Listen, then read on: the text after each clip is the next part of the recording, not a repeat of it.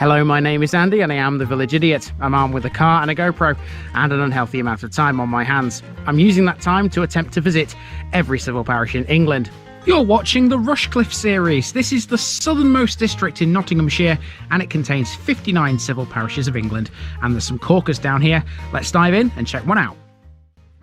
Welcome back to Rushcliffe, folks, and this is going to be part one of a little two-part series. You see, here in this particular part of Rushcliffe, I'm able to do one continuous walk whilst covering two separate parishes. I'm standing on the boundary here between the two. Over there, we've got Nottinghamshire on the Wolds. That's what that sign says right there. And that's going to be part two of this walk. Part one is the parish of Plumtree.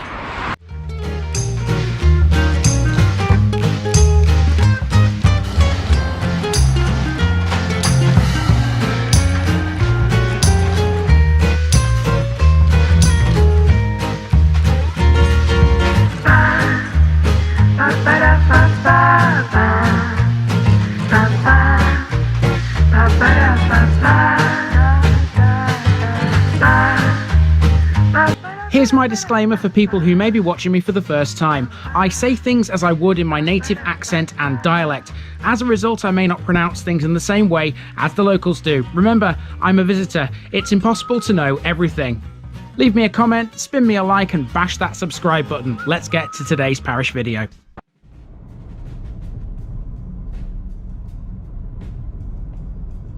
Plumtree. Plumtree. Welcome, folks, to a village which still has its original name. This is Plumtree, founded, according to my sources, around an actual plum tree. Whether or not that tree still exists is up for debate. This one is located 5 miles southeast of Nottingham between the larger villages of Tollerton and Keyworth. Unlike some of its neighbours, Plumtree's population today is about the same as it was 200 years ago. Geologically, most of Plumtree is on Keuper Marl, with a small area of sand and gravel near the railway line that skirts its southwestern edge. On the eastern side is an area of limestone, some of which can be seen in the church wall. Industrially, farming has always been important in this part of the Nottinghamshire Wolds. Some of the farmland out here is owned by the Duchy of Cornwall. At one time, Plumtree had 3 large fields which villagers farmed in strips. That practice continued until 1807, when the village was enclosed. Only a small number of locals now work the land here. Plumtree once had a wooden post mill too. Although its mound still exists, the mill is no more after it burned down in 1930. Although small, Plumtree has had many a trade in its time, and evidence of them can be seen, like at the old forge in the village centre. Let's go and check it all out, people.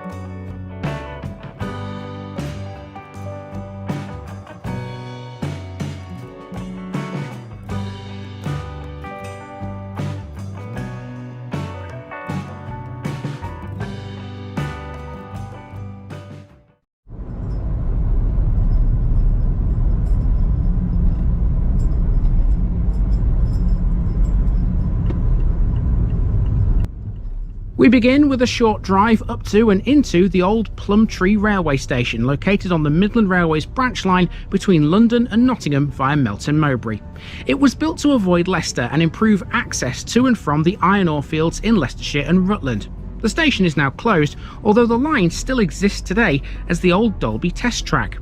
Following the closure of the line in 1968, the test track was used initially for the Advanced Passenger Train project and more recently the Class 390 Pendolino units.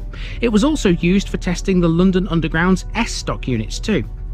Plumtree Station was opened for goods before it was opened to passengers. It began its working life in 1879 and the station building was designed by the Midland Railway Company architect John Holloway Sanders.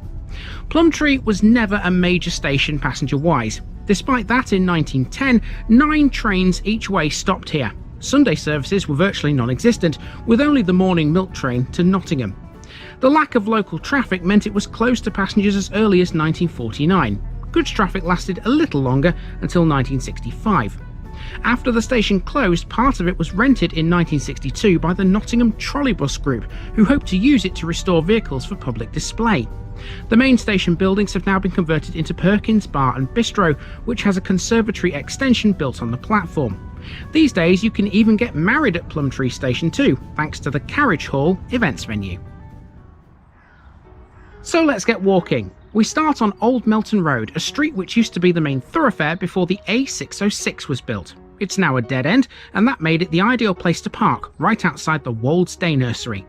This is a bespoke designed facility that provides full daycare to children aged between 6 weeks and 8 years. It's a vital asset for Plumtree and Normanton-on-the-Wolds, owing to the vast number of residences in both villages these days. Old Melton Road runs into Church Hill, where despite the trees, you can quite clearly see the next landmark on the horizon.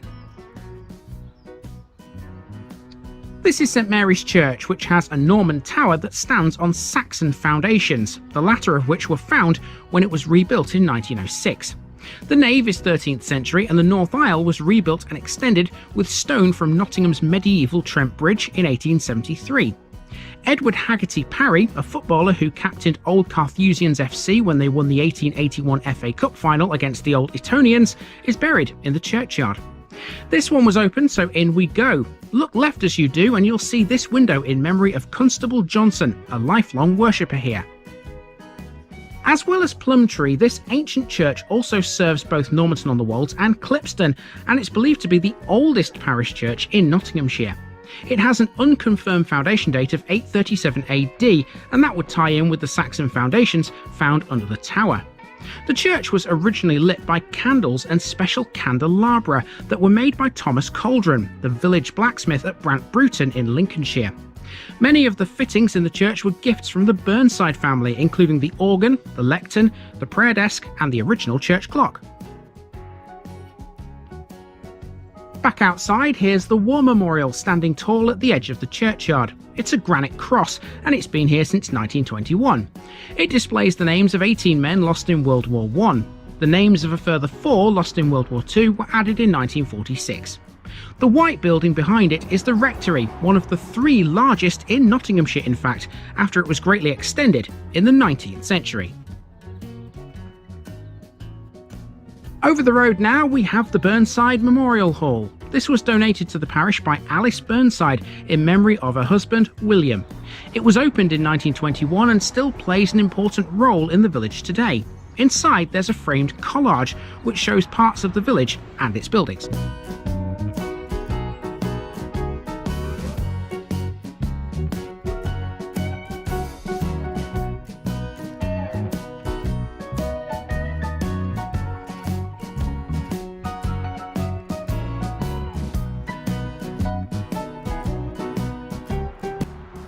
The directories and census returns of the 19th century recorded many different craftsmen that once worked in Plumtree.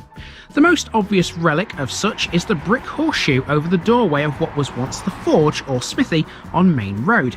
It closed in the 1950s and it's now a solicitor's office. A man by the name of William Chapman was the blacksmith for much of the 19th century. During the same century, Plumtree had 2 inns, both with farm buildings attached to them. This is the former Farmer's Arms, which is now a house and was originally thatched. Its farm buildings have since been demolished and replaced with houses. During World War I, this pub was an unlikely prisoner of war camp. Between the 2 pubs is the Bioscience Park. This baffled me at the time, but I thought I might find the answer to what it is or was somewhere out there. Alas, my efforts were fruitless, so I'm still none the wiser about this place. Can anyone fill in this rather unusual gap, maybe? Also between the pubs is a bus stop. Plumtree is served by the number 853, as well as a service called the Keyworth, which, unsurprisingly, runs to Keyworth. A couple of steps later and we find the old red phone box, which is a book exchange. The building behind it is quite notable too.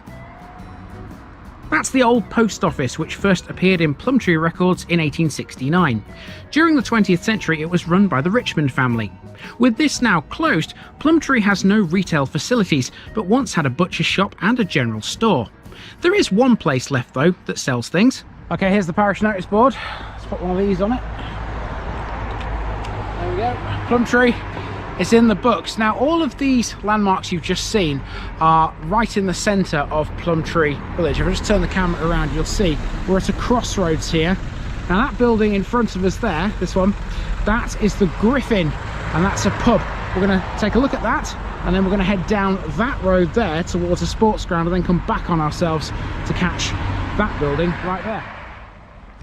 The Griffin was built in 1843, and it replaced an earlier public house named the Plough. It was originally part of the Burnside estate. Thomas Crafts was its first landlord before the Turner family took over. Eventually, it was bought by a brewery. At the side of the building is a curious stone which appears to be a mounting block. Next, we head off down Bradmore Road towards Plumtree Cricket Club.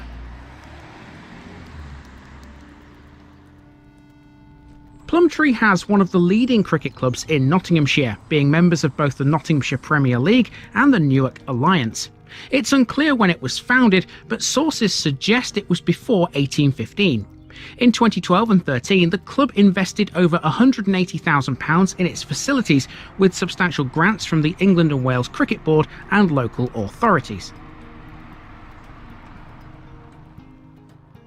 Plumtree School now as we head back to the crossroads. This was built by W.E. Eliot in 1840 and was extended in 1904. In 1951 it became a C of E controlled school, and nowadays it's an independent affair, with most children coming from the surrounding area rather than Plumtree itself. Our last task is to make for a footpath via Station Road, which will link us to Normanton on the Wolds.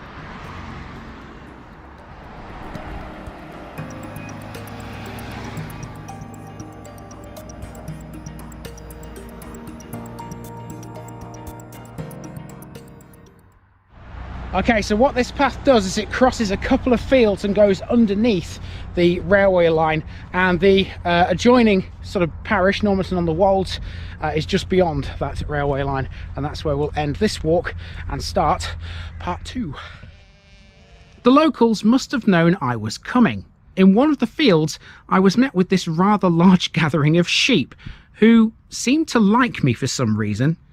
Now, I can't imagine that these guys have got anything for me. They probably think I've got food.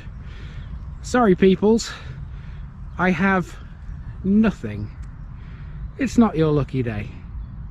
Goodbye. My bad, it doesn't go under the railway line. I misread my map. It actually crosses the road between Normanton on the Wolds and Plumtree. The road is just over there, you see? So yeah, through this little gate here, and then sort of a turn-ish. It goes to the village over there, and we'll continue the walk. Okay, we've made it to the road and to the parish boundary between Plumtree and Normanton on the Wolds. That's part 1 in the books, and now I need to go and start part 2. There is the continuation of the footpath, and that goes into Normanton on the Wolds. And that is next week's episode, but for now, that's been Plumtree, and I do hope you've enjoyed it. And if you want to see the continuation of this walk, you'll have to come back in 7 days' time. For now, here's me making my way out of the village and out of Rushcliffe after exploring Normanton on the Wolds. Can't fault these Rushcliffe villages so far. Every single one has been great. Has it really only got 59? See you next time, people.